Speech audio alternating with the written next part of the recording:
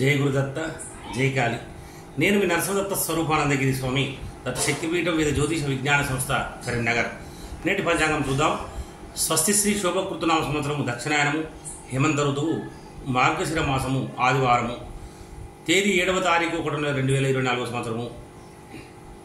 సూర్యోదయం ఉదయము 6:49 సూర్యాస్తమం సాయంత్రం 5:49. తిథి సూర్యోదయ కాల తిథి కృష్ణపక్ష ఏకాదశి రేపు 12:47 AM వరకు, తదుపరి ద్వాదశి.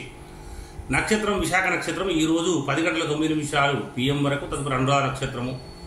చంద్రరాశి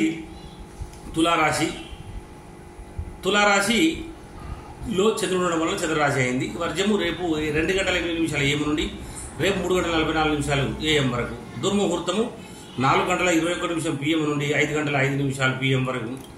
రాహుకాలం 4:26 PM నుండి 5:49 PM వరకు. అమృత గడియలు ఈరోజు 1:05 PM నుండి 2:44 PM వరకు. యోగము ధృతి యోగము ఈరోజు 6:10 AM వరకు, తదుపరి శూలయోగము.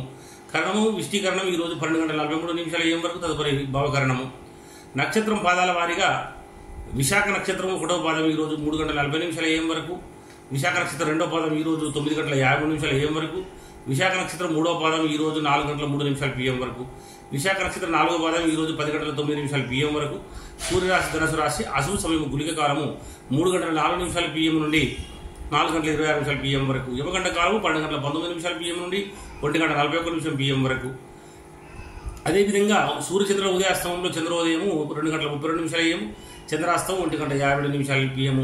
దిన ప్రమాణం 10:59. అభిజిత్ సమయము 12:19 PM మధ్యాహ్నం. రాత్రి ప్రమాణం 13 గంటలు, చాలా ఎక్కువగా ఉంటుంది. పూజా హోమ మరియు అభిషేకాలకు అగ్నివాసం భూమి శుభం, ఉమావతి రాహు, శివవాసం కైలాసం, గౌరవం ఆనందం. ప్రయాణాలకు దిశ శూల పడమర దిశ.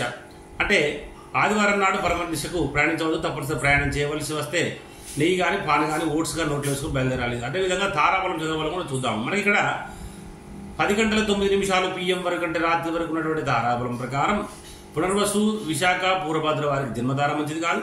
పుష్యమి అనురాధ ఉత్తరభాద్ర వారికి పరమిత్రతార మంచిది. ఆశ్లేష జ్యేష్ఠ రేవతి వారికి మిత్రతార మంచిది. అశ్విని మక మూల వారికి నైదన తార కనుక మంచిది కాదు. మరి భరణి పుబ్బ పూర్వషడ వారికి సాధన తార మంచిది. కృత్తిక ఉత్తరషడ వారికి ప్రత్యక్తార కనుక మంచిది కాదు. రోహిణి హస్తశ్రవణం వారికి క్షేమతార మంచిది. మృగశిర చిత్త ధనిష్ట వారికి విపత్తార కనుక మంచిది కాదు. ఆరుద్ర స్వాతి శతభిషం వారికి సంపత్తార మంచిది.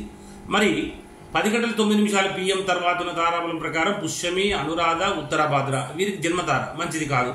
ఆశ్లేష జ్యేష్ఠ రేవతి వారికి పరమిత్రతార కనుక మంచిది. అశ్విని మగ్గమూల వారికి మిత్రతార కనుక మంచిది.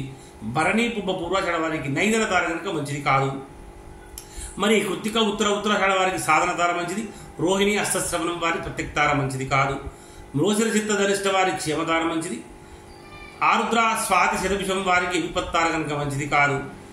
అదేవిధంగా పునర్వసు విశాఖ పూర్వభాద్ర వారికి సంపత్తార కనుక చాలా మంచిది. లావాదేవీలు వ్యాపారం సంబంధించినటువంటి అగ్రిమెంట్లు చేసుకోవడము, లావాదేవీలు జరపడము చాలా శుభప్రదమైనదిగా తెలియడమైనది.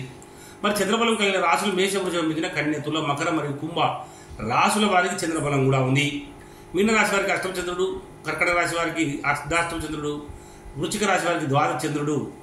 శుభకార్యములకు దూర ప్రయాణాలకు దూరంగా ఉండాలి.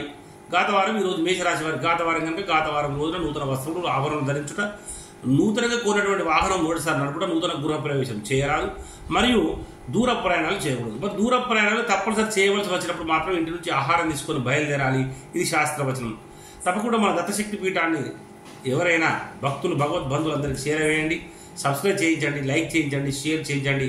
మన వారందరూ కూడా 1200 మంది ఉన్నారు మన ఛానల్లో.